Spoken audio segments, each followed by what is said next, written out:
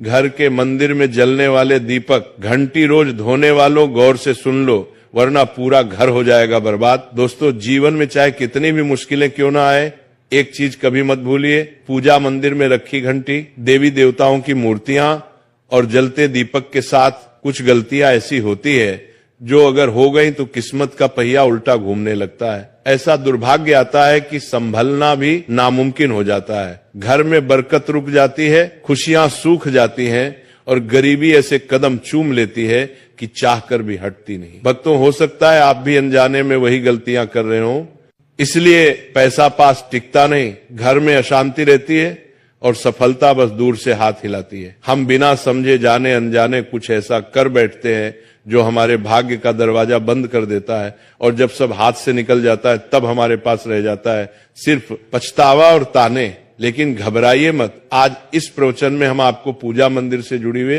रहस्यपूर्ण बातें बताएंगे, जिन्हें सुनकर आपका दिल खुद कहेगा, गुरुजी आपने तो मेरी सोई किस्मत जगा दी।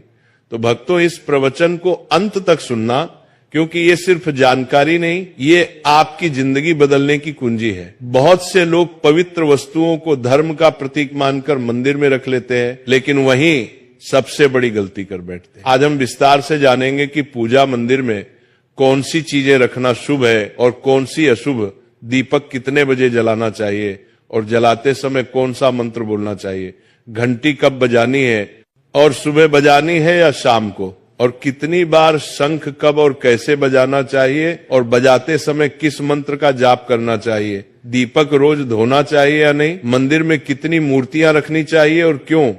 ये 7-8 बातें छोटी लग सकती हैं, लेकिन इनका असर आपकी किस्मत पर सीधा पड़ता है। और अभी परसों के कथा में एक भक्त ने हमसे पूछा था, गुरुजी मैं रोज पूजा करता हूं लेकिन फल क्यों नहीं मिलता, उल्टा नुकसान ही हो जाता है। इस प्रवचन में हम इस रहस्य को नजदीक से जानेंगे।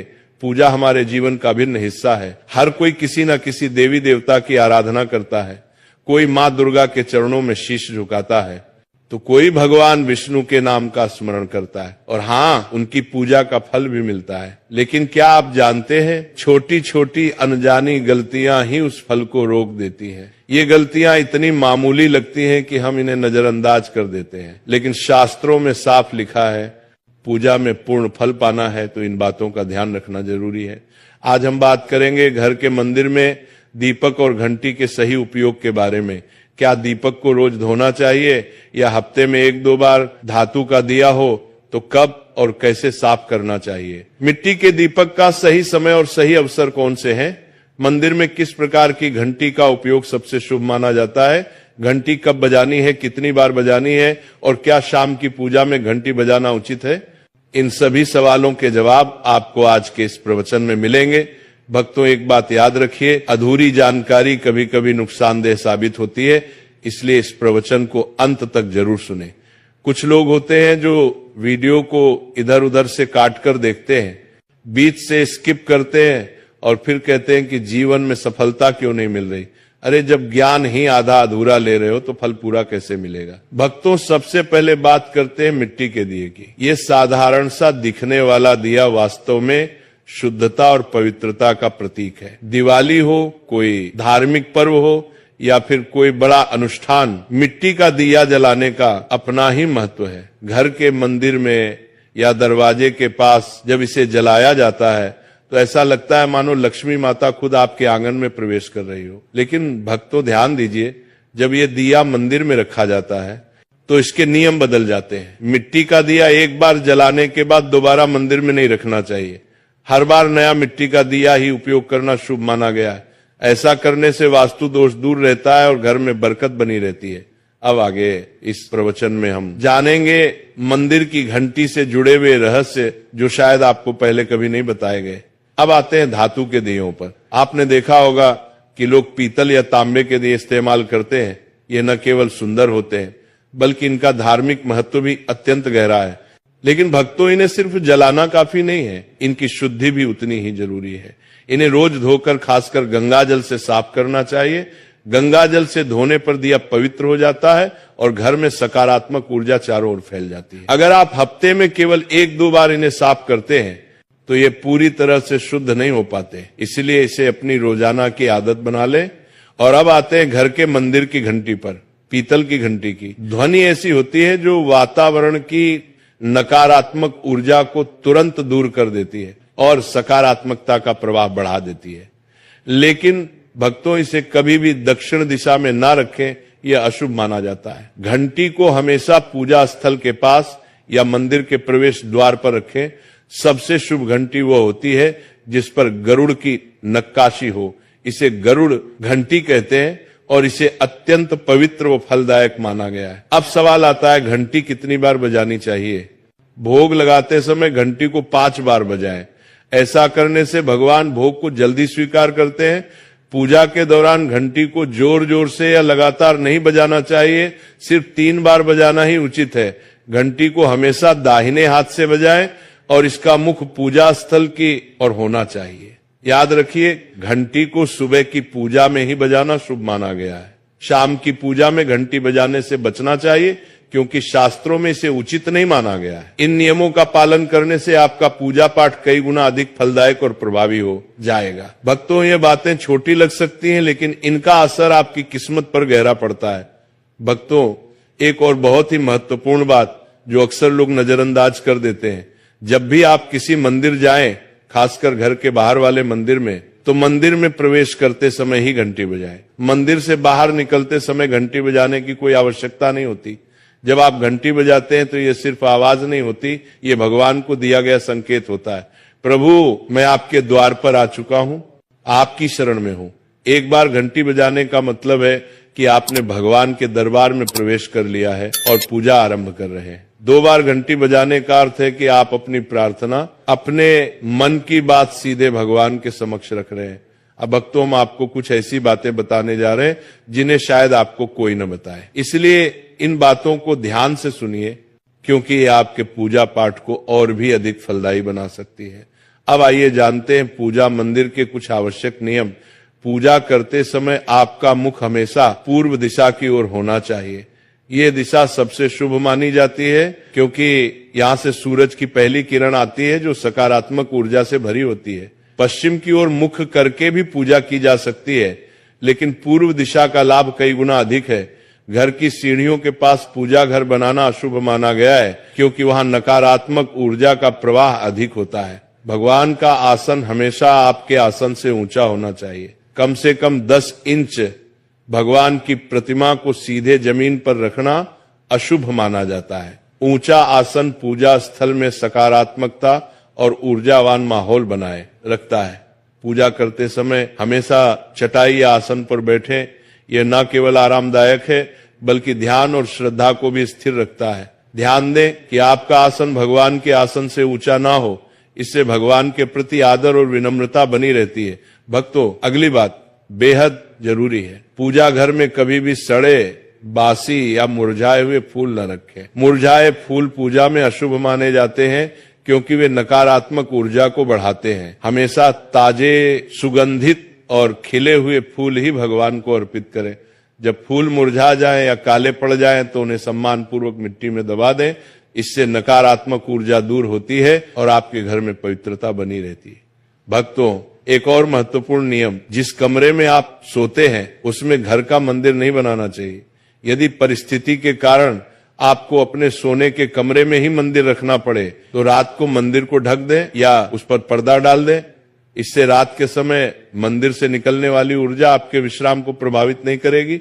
ऐसा करने से घर में शांति और आपकी पूजा में एकाग्रता बनी रहती है। अब एक और विशेष बात, भक्तों कभी भी काले कपड़े पहनकर पूजा ना करें। सनातन परंपरा में माना जाता है कि काले वस्त्र मन में भारीपन और नकारात्मक भाव लाते हैं, जो पूजा की ऊर्जा को कमजोर कर देते हैं। हमेशा शुभ और हल्के रंग के वस्त्र पहने ताकि मन में शांति, पवित्रता और सकारात्मकता बनी रहे। चलिए अब जानते हैं घर के पूजा मंदिर में किन चीजों को नहीं रखना चाहिए। भक्तों, किसी भी देवी देवता की एक ही तस्वीर या मूर्ति रखें। एक से अधिक तस्वीरें ऊर्जा का संतुलन बिगाड़ सकती हैं और पूजा का प्रभाव कम कर सकती हैं। एक ही रूप को स्थान दें ताकि भगवान की ऊर्जा पूरे मन से आपके जीवन में प्रवाहित हो। घर में शिवलिंग रखना अत्यंत पवित्र माना जाता है, लेकिन इसे सही दिशा में रखें। हमेशा उत्तर या पूर्व दिशा में रखें और स्वच्छ स्थान पर ही स्थापना करें। इसे शोरगुल या गंदे स्थान पर कभी ना रखें। भगवान की टूटी हुई मूर्तियां या फटी तस्वीरें पूजा स्थान से तुरंत हटा दें। टूटी मूर्ति पवित्रता को कम करती है और सकारात्मक ऊर्जा के प्रवाह में बाधा डालती है। इसे शास्त्र सम्मत तरीके से त्याग दें। शंकर भगवान की कृपा का प्रतीक है। गोमती चक्र से घर में समृद्धि आती है और जल से वातावरण शुद्ध होता है। जल को रोज बदलें और इन पवित्र वस्तुओं को हमेशा साफ रखें। रोज पूजा स्थल की सफाई करें। गंदगी से नकारात्मक ऊर्जा आती है और ध्यान भंग होता है। स्थान को सुंदर, सुव्यवस्थित और सुगंधित रखें ताकि मन सहज रूप से भगवान में लग सके। भक्तों, अब आइए जाने कि हमारे घर के पूजा मंदिर से जुड़े कुछ ऐसे नियम जिन्हें मानना बेहद जरूरी है। सबसे पहले, पूजा स्थान हमेशा घर के शांत और पवित्र कोने में होना चाहिए और अगर वो उत्तर पूर्व दिशा में हो तो सबसे उत्तम है। ये दिशा घर में सकारात्मक ऊर्जा का संचार करती है और आपकी पूजा को और प्रभावशाली बनाती है। ध्यान रहे, पूजा स्थल कभी बेडरूम या रसोई के पास ना हो। ये स्थान दैनिक कार्य और हलचल से भरे होते हैं, जहां नकारात्मक ऊर्जा भी पनप सकती है। मंदिर के आसपास का वातावरण हमेशा साफ सुथरा और सुव्यवस्थित रखें ताकि आपका मन पूजा में एकाग्र हो सके। भक्तों, अब बात करते हैं दीपक और उनसे जुड़े महत्वपूर्ण नियमों की। दीपक जलाना सिर्फ एक परंपरा नहीं, बल्कि ये भगवान के आशीर्वाद और कृपा का प्रकाश है जो आपके घर और जीवन में उजाला भर देता है। दीपक को हमेशा भगवान की मूर्ति के सामने रखें ताकि उसकी रोशनी सीधे भगवान तक पहुंचे और आपके पूजा स्थल को पवित्रता से भर दे। याद रहे, टूटा हुआ दीपक कभी ना जलाएं और पूजा के समय एक साथ 2 दीपक, खासकर तेल और घी के भी ना जलाएं, क्योंकि दोनों की ऊर्जा अलग होती है और गलत तरीके से जलाने से पूजा की शक्ति कम हो सकती है। वास्तु के अनुसार घी का दीपक बाईं ओर और तेल का दीपक दाईं ओर रखना शुभ होता है, लेकिन ध्यान रहे दीपक कभी भी पश्चिम दिशा में ना रखें। दीपक के लिए उत्तर या पूर्व दिशा सबसे अच्छी मानी जाती है। साथ ही बत्ती का मुंह भी हमेशा इन दिशाओं की ओर होना चाहिए ताकि सकारात्मक ऊर्जा का प्रवाह और अधिक बढ़ सके। घी के दीपक में रुई की बत्ती और तेल के दीपक में लाल मौली की बत्ती का प्रयोग करें। रुई की बत्ती से प्रकाश स्थिर और शुद्ध होता है, जबकि लाल मौली वाले बत्ती से वातावरण में शुभ ऊर्जा का संचार होता है। नवरात्रि या विशेष अवसरों पर मां दुर्गा और मां लक्ष्मी के सामने गोल बत्ती का दीपक न जलाए, क्योंकि इसे अशुभ माना जाता है। और एक नियम और याद रखें, घी का दीपक जलाने के तुरंत बाद तेल का दीपक ना जलाएं। इनके बीच थोड़ा अंतर रखें ताकि वातावरण में संतुलन और पवित्रता बनी रहे। इन छोटे छोटे नियमों का पालन न सिर्फ आपके घर में शांति और समृद्धि बनाए रखेगा, बल्कि आपकी पूजा को भी अधिक फलदायी बना देगा। भक्तों, अब 6वीं बात ध्यान से सुनिए। दीपक हमेशा उसी समय जलाना चाहिए जब भगवान जाग रहे हों, जैसे सुबह के शांत और पवित्र समय में जब पहली किरणें धरती को छूती हैं, उस समय पूजा करते हुए दीपक जलाएं। फिर शाम को आरती के समय जब दिन की थकान ढल रही हो और वातावरण शांत हो रहा हो, उस समय का दीपक वातावरण को और भी पवित्र कर देता है।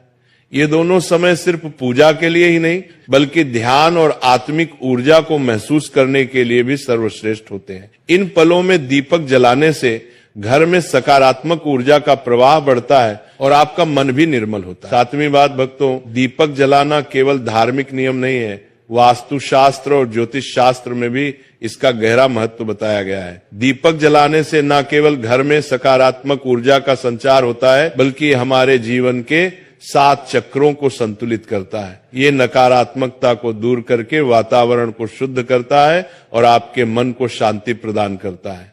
दीपक की हल्की स्थिर लौ मानो भगवान का आशीर्वाद आपके जीवन को रोशन कर रही हो। इसलिए भक्तों, जब भी आप दीपक जलाएं, ऊपर बताए गए सभी नियमों का पालन जरूर करें। यही नियम आपके जीवन में भगवान की कृपा को स्थायी बनाएंगे और घर में सकारात्मकता का प्रवाह निरंतर बनाए रखेंगे। दोस्तों, इसी के साथ आज का सत्संग समाप्त होता है। राधे राधे।